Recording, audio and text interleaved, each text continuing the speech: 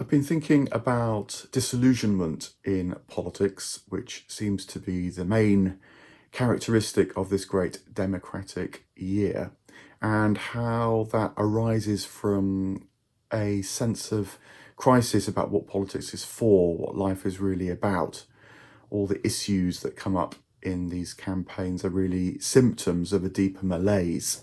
And so trying to think of the pre-political. And for this thought, I wanted to turn to what feel like three proxies for real vision, sort of substitutes, attempts to inject politics with a sense of direction and purpose and transformation. And these three proxies for that all revolve around the word trans. There's transactivism, the first, and incidentally I say transactivism because I think that's very different from trans pathology, the body dysmorphia that needs careful psychological and medical treatment. Transactivism is turning that into an ideology to shape society, not only to help individuals. So transactivism would be the first. Transhumanising would be the second. This is the discussion that is around the particular issues to do with AI and the future of machine learning. So not just about improving, say, medical treatments, not just about extending the capacity for information technology per se, but about transforming what it is to be human itself, transhumanizing in the fullest vision. And then the third trans is transitioning the economy. This is responding to the climate crisis and how an economy of the future may be less consumptive. And so we've got transactivism, transhumanizing, and transitioning the economy. And all three are really about our relationship to our bodies, our relationship to our minds, and our relationship to the rest of the natural world. And I think they're all missing a common element, which is a full understanding of the soul. Now, the soul is known as the felt quality of being alive. The Latin anima is related to our sense of animated, feeling that we're living creatures, not just zombie robots. And soulful matters, therefore, are about the intelligence with which our lives align with other souls and also with the wider soul of life itself. It's about a spiritual life, therefore, meant in the sense of a way of life that understands the priorities of the soul, how this felt quality of being alive, with desire, with longings, with an attention to what's beautiful, with a desire to commune and connect, how these soulful elements become distracted or confused, even perverted, and certainly lost. A spiritual life can address all that. And it feels like that depth of engagement is what's missing from each of the three trans issues, but also, of course, from our wider politics. And so the vision that's offered feels sort of empty or perfunctory or shallow, as if no one really quite knows what's going on. Now, Rowan Williams was speaking about the soul at our recent Realisation Festival. And he focused particularly on 3 or 4 ways of understanding a soulful life. One focuses around the notion of attunement. So a soulful life is a bit like a musical life. It understands the relationship between harmony and dissonance. It's about joining in with others and a wider music. It's about an expression that's also a shaping and a bringing into the world a desire for the more, for the delightful, for the infinite. You are the music while the music lasts, Rowan Williams said, quoting T.S. Eliot. And so thinking of ourselves in that way is one way of considering this lost notion of soul. He also talked about the way that soul is about flow and it's about energy. It's about swimming in the waters of life, working with deeper currents, knowing that you have to be with the environment around you and find a way through it rather than simply force it or use pure power in order to try and get through life. So we've got flow and wider energies, we've got attunement. He also related it to the older understanding of intelligence, which is the Latin intellectus, which is really better translated now as intuition.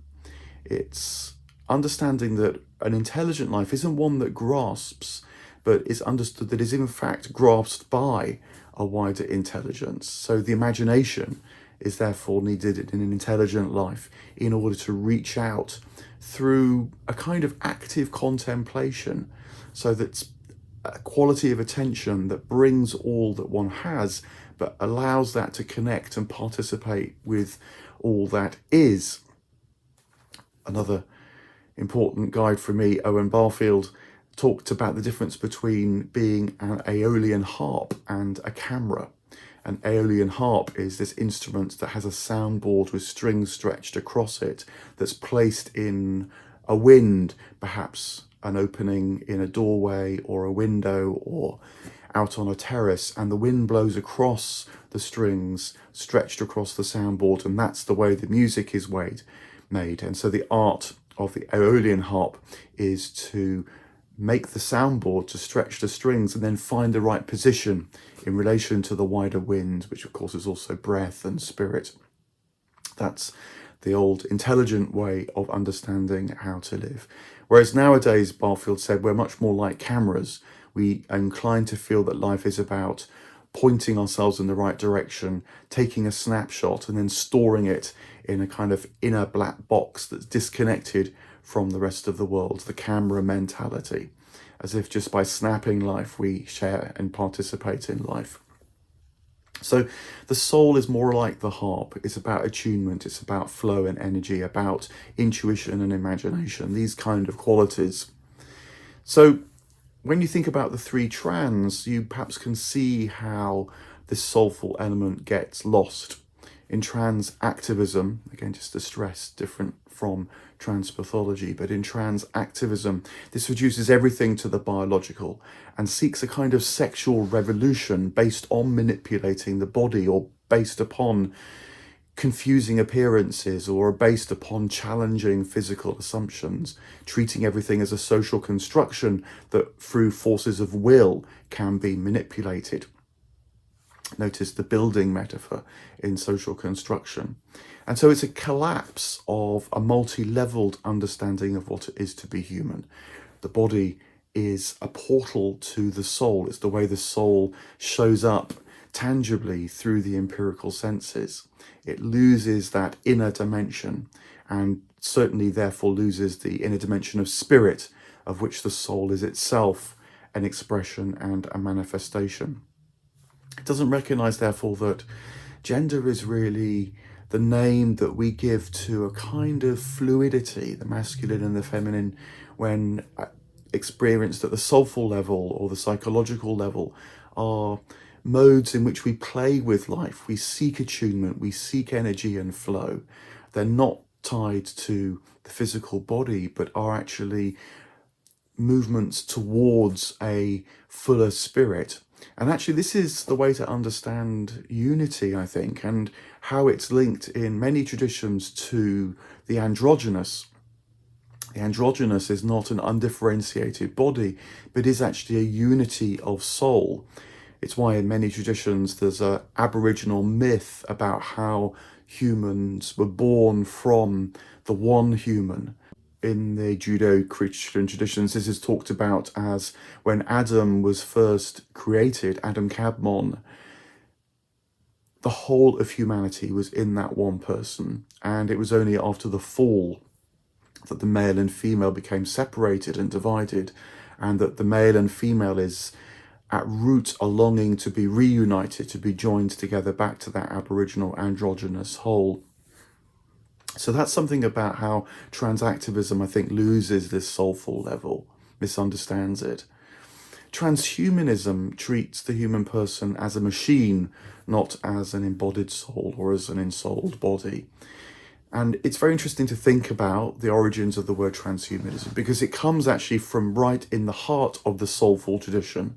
Dante Alighieri in the Divine Comedy coined the word transhumanism.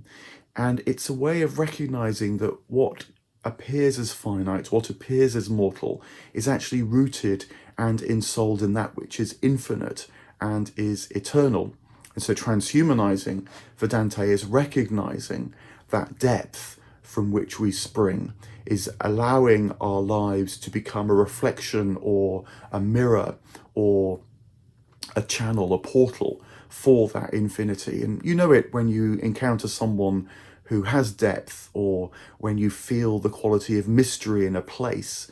It's a tangible physical place, and it seems to bring to the surface a depth that otherwise you wouldn't sense. That's transhumanizing.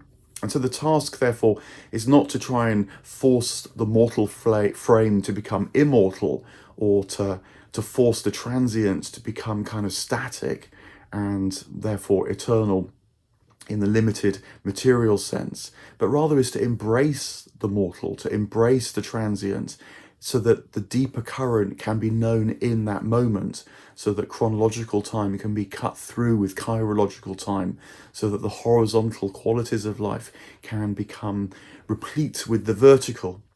Transhumanizing in the rich sense is about understanding how our souls become expressions of the divine spirit. And so allowing that, letting go into that, is a transhumanizing task. All lost when transhumanizing just becomes a kind of mechanical, practical task of forcing the body to live forever. The third trans I mentioned, transitioning the economy. That, I think, should really be a byproduct of extending the soulful relationship to the rest of the natural world.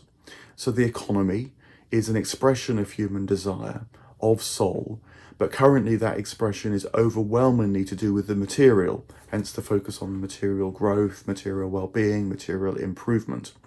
And when the soulful element of the economy is lost, transitioning the economy becomes a kind of ethical set of demands or imperatives.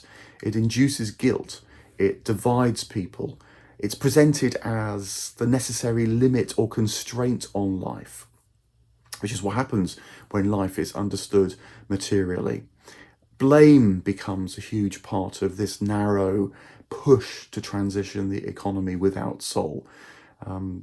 Addictive habits, which are really about trying to force an infinite life into finite material frames, trying to seek satisfaction at a purely bodily level. Because human beings belong to an infinite life, the economy therefore needs to be in the service of that wider dimension, that wider reality. And without that sense of ensouled living, transitioning the economy will fail, because it will only bring division and conflict, will only bring a sense of desperation, failure.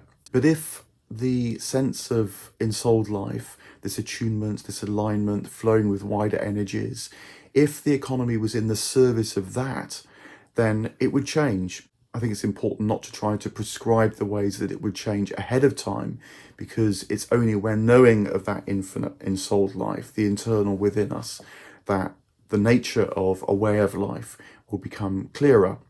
The shape of our desires, if you like, and our longings will shift. And so the business of how we materially live will change as well. Now, the Christian way of putting all this is to say that it's about moving towards the capacity to see God in all things. The Sufis put it differently, but very beautifully, when they talk about seeing the face of God in all things.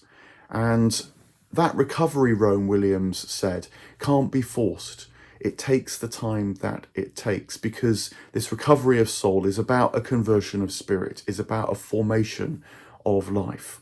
It's not just about a program. It's not just about setting goals. It's about a letting go that lets in, and that takes time. It's a way of life, though, that is amenable to a vision that can be fostered. So one can work on a more soulful environment. one that is focused on the organic and the human scale, not say the merely spectacular, as so many of our cityscapes seem to be becoming.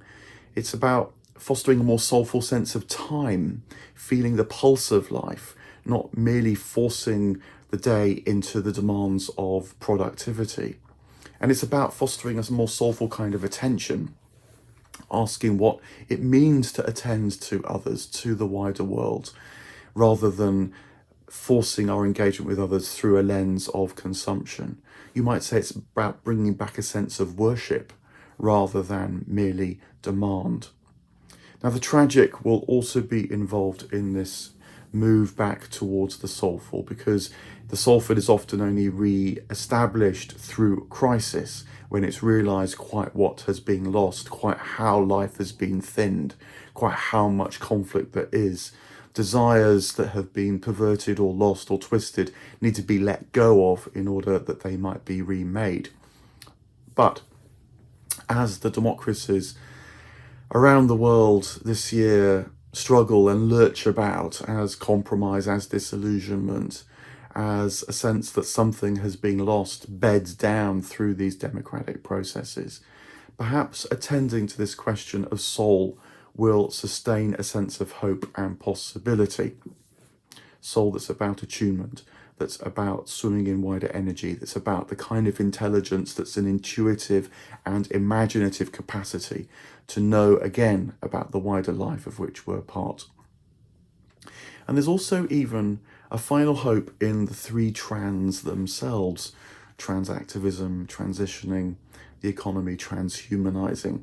Because this word trans is actually itself etymologically holding on to the notion of passing beyond, of moving across, of reaching out for more. And so even within these limited senses of trans, there is this soulful remembrance of a wider, deeper hope. It remembers, if you like, the soul's desire for spirit, for the infinite, for the eternal, and how mortal, finite, and transient life can be an expression of that wider dimension and wellspring. What is needed in transactivism, in transhumanizing, and in transitioning the economy is the recovery of a proper end and focus for those deep, compelling, soulful desires.